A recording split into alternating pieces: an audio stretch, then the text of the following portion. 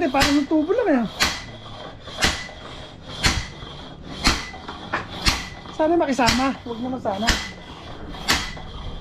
Kasi pag naputo, patay.